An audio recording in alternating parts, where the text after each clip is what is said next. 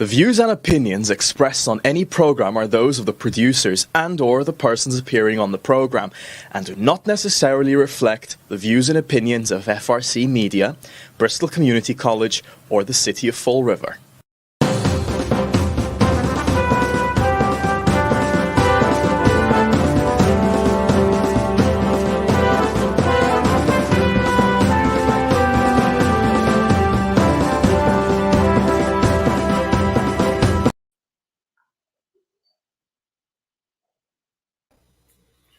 Well, hello. Welcome to Spindle City Straight Talk. I'm Chip.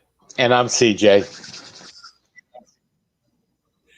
And it is Monday, another week in the Riv. And we, again, have the Admiral COVID's going to begin the show.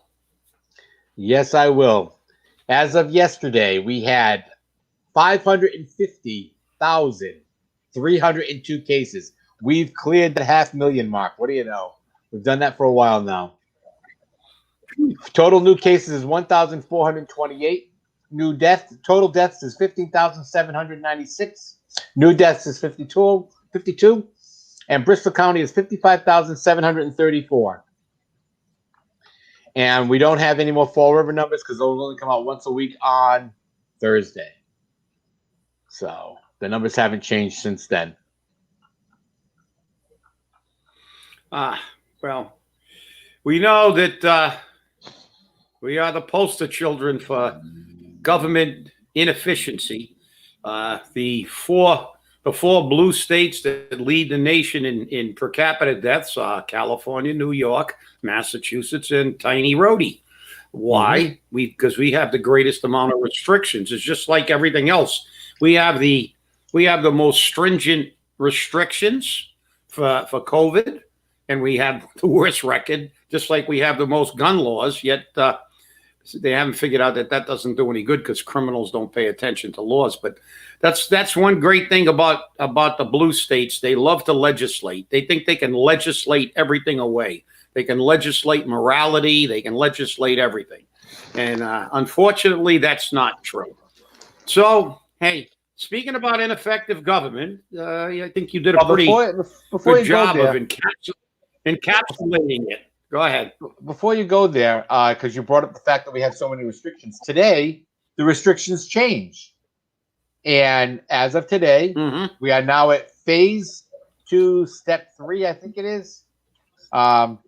So we're finally making progress on a lot of things that will dramatically and hopefully improve people's choices as we go forward. That was from Governor Charlie Baker. Here's everything opening at 50% capacity. Indoor performance venues like concert halls, theaters with 300-person maximum. Indoor recreational activities such as laser tag, roller skating, trampolines and obstacle courses, arcades, indoor and outdoor recreation businesses, close contact personal services, driving and flight schools, fitness centers and health clubs, indoor golf facilities, libraries, common places and lodging, museums, cultural and historic facilities, guided tours, office spaces, retailers, and places of worship. Those are all the areas that are opened at 50% capacity. So we're lightening up some of the restrictions, and hopefully we'll see our economy bounce back, because right now our economy's in the toilet. Thank you, Governor Baker. Yeah, but remember, we got an F. And now at the rate we're moving along, we might catch South Dakota, Florida, and the other states that actually did it right in about a year and a half. We might be where they are now in a year and a half.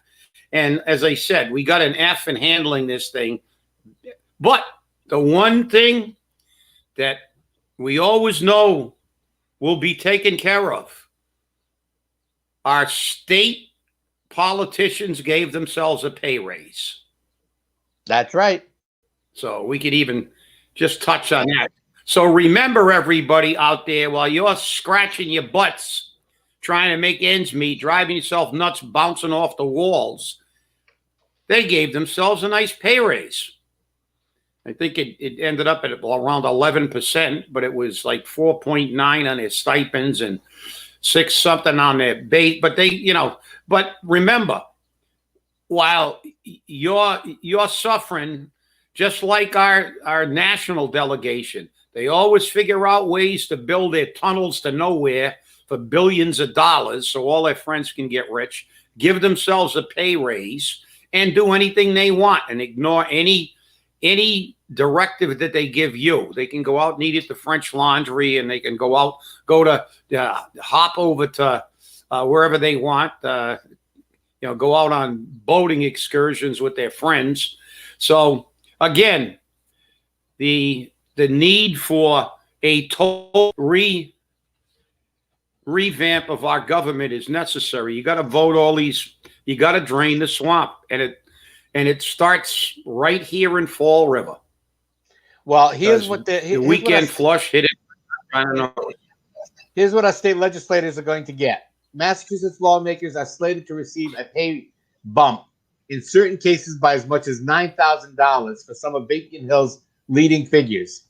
The Commonwealth's 200 senators and representatives will see an increase of $4,280 to their base salaries and a 4.89% increase to their office expense costs, according to the Boston Globe. The latter category currently ranges from $16,245 to $21,660, depending on the distance each legislator lives from the state house.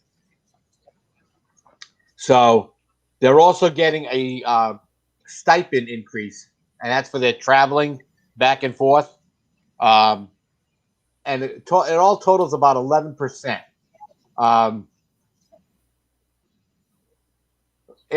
Treasurer Deborah Goldberg last week to order a 6.4% increase for lawmakers, bumping up base salaries from $66,250 to about $70,530. The governor ordered a 5.9% increase raise for 2019. So when you look at 6.46 and 4.9, I mean, you're looking at it's 4.89. So you're looking at almost 11% increase in salaries. But remember, you don't get that. You're lucky if you even get an unemployment check at this point in time.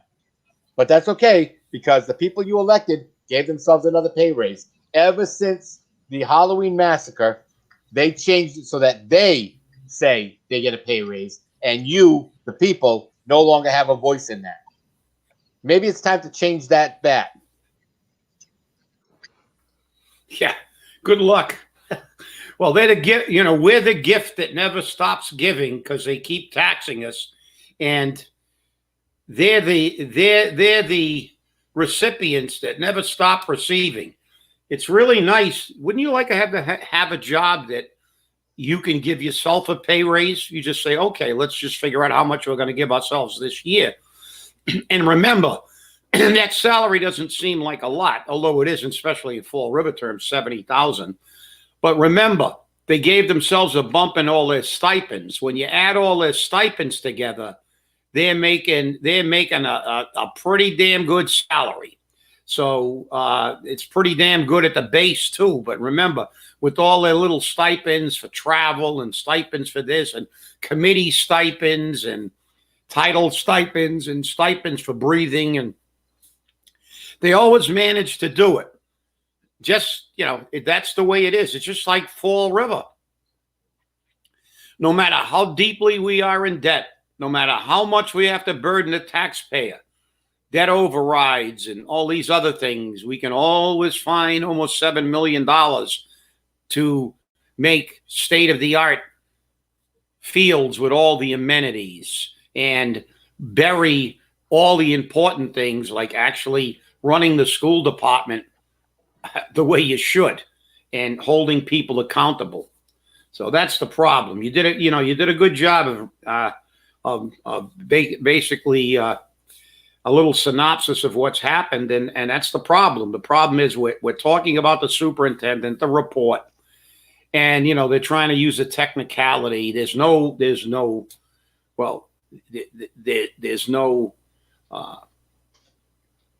set of criteria for him. It's only for the students, and that's baloney. There are federal laws. You can't harass people. You can't practice age discrimination. Another con. But see, the thing that's disturbing me about this is they're intentionally manipulating the narrative where when nobody's talking about the school committeemen, the gang of four, only us. I haven't seen a lot of discussion about what, the fact that we have to get to the bottom, and you did mention it in a weekend flush, about the complaints that have been put on Facebook and other platforms, discussed on this show, read on this show, that were given to the school committeemen. And as far as we know, there was no due process, absolutely none, zero. They didn't even talk about it. As far as I know, the letters that we got, those people were never even talked to by the school committee. No due process. And it's ironic because I saw the Dems defending Cuomo, which was pretty good, because one of them said, well, I have, and it was a female too. And she said, well, I'm not going to convict Andrew Cuomo. He is entitled to due process like everybody else. She said, I'm not going to say that the allegations made were not factual, but just as the victim requires due process, so does the accused. And she's right. But then one of the other people who was obviously not a Democrat, may have been an independent or a Republican, but he was a conservative, said, I agree with you 100%. Everyone should get due process. However, the problem I have is we can't only have it for Democrats. Because look what happened to Kavanaugh. Look what happened. He was guilty until proven innocent. There's no due process if you don't have their ideas. And that's the problem. The problem is nobody is highlighting the fact that these people got these letters. They were sent to them. And never, ever, to our knowledge, ever spoke to those people involved, the victims. And we don't have any indication whether they even spoke to the alleged perpetrator. So this is the problem we have with this absolute crap show that's coming. And above it all is the fact that any person who behaves and speaks like him, and I will remind our audience, she should have tipped it off when there were people who were opposed to the debt override, but not opposed to the school. And he appeared before the council and basically said, they don't like it, let them move to Russia. That should have been a tip that this guy is not professional. He'll never work again in education, but he might have a job as one of the clowns in the circus if Ringling Brothers reopens and starts touring again, because this is ridiculous. I mean, everybody's forgetting why we got here. This should have been a simple fix. They should have adjudicated. We looked at that report. He's behaving in a totally non-professional way, yet they want to keep him. And nobody's asking a question, what has he got on him and why? We know about the jobs, but there's got to be something else. There's got to be something else for them to try to take the kind of heat they're taking right now and still trying to keep them. I agree. Something's there. I mean, and the worst part about it is if you don't get answers from your elected officials, the rumor mill starts to grow.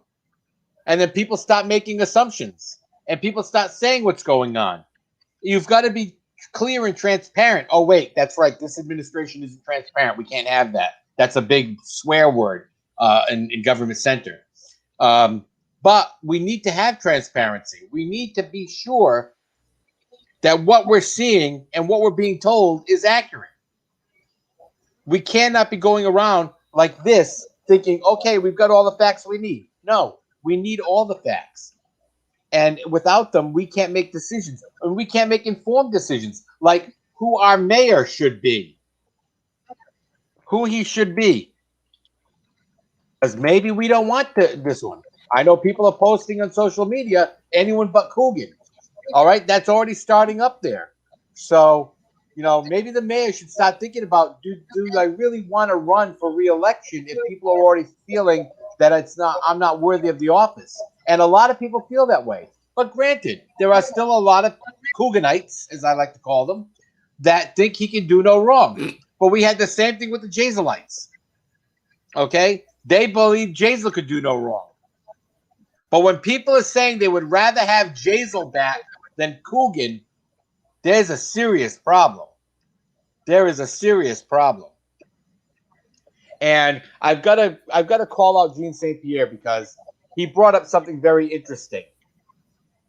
The more people that run in this race, the more likely Paul Coogan is going to be able to get through the race to the final election.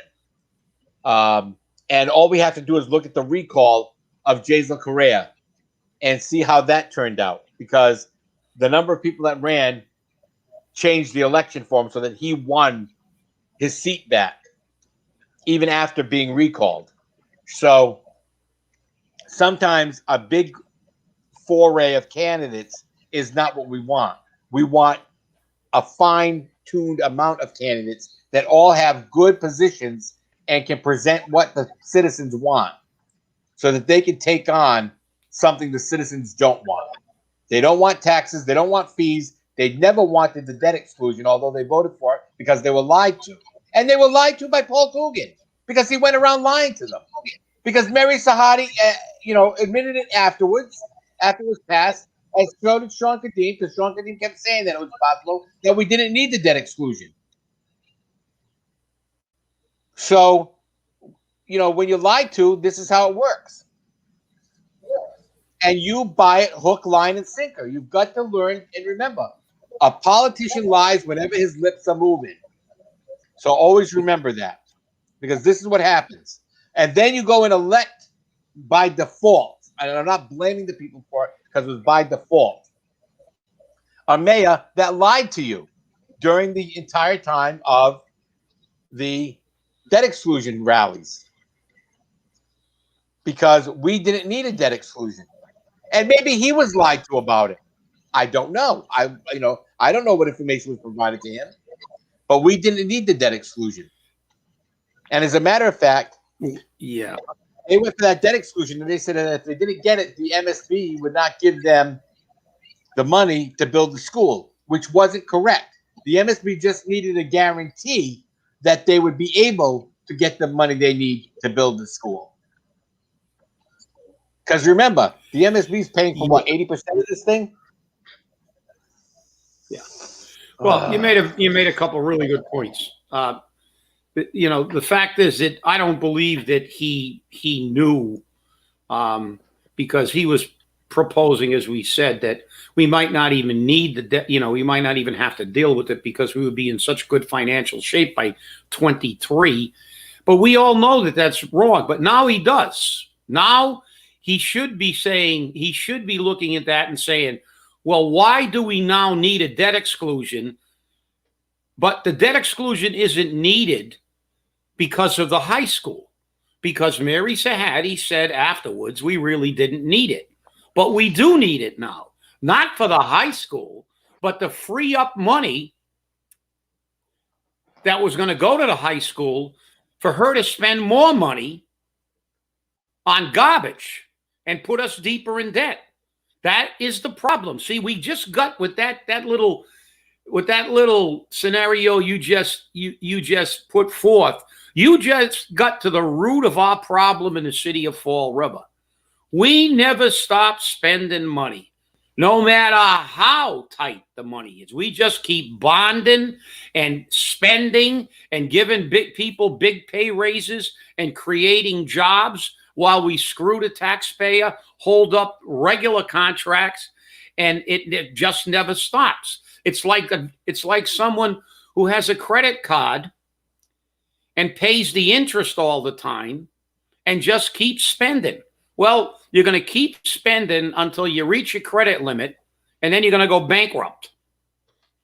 And that's what's ultimately going to happen to Fall River, because we are on the verge of receivership.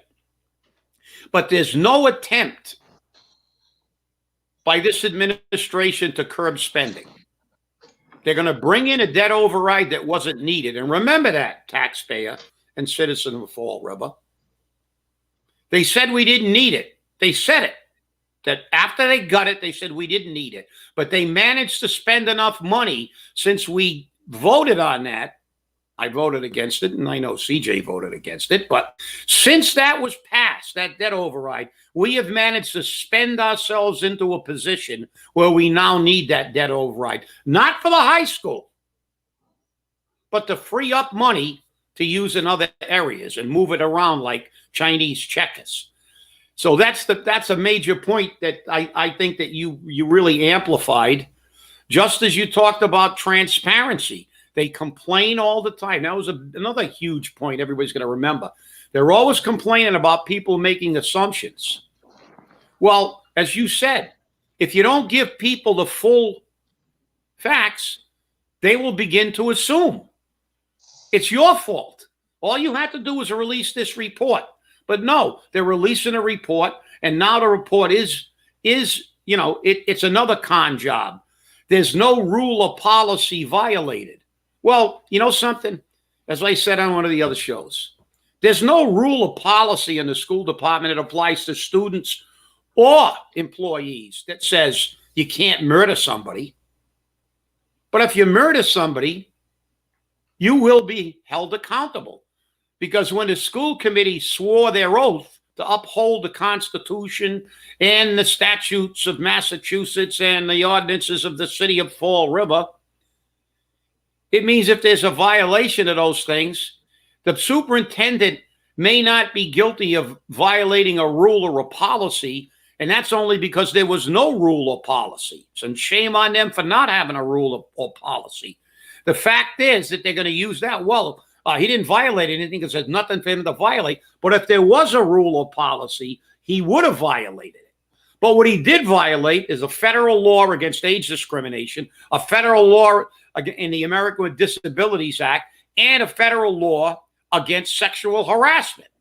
So yet he's still on the job. And that gets me back to the beginning where we say, why? Why is he still on the job? Because of the Gang of Four. That's why the Gang of Four has to be investigated. Oh, I agree. There's no question about it. Absolutely no question about it.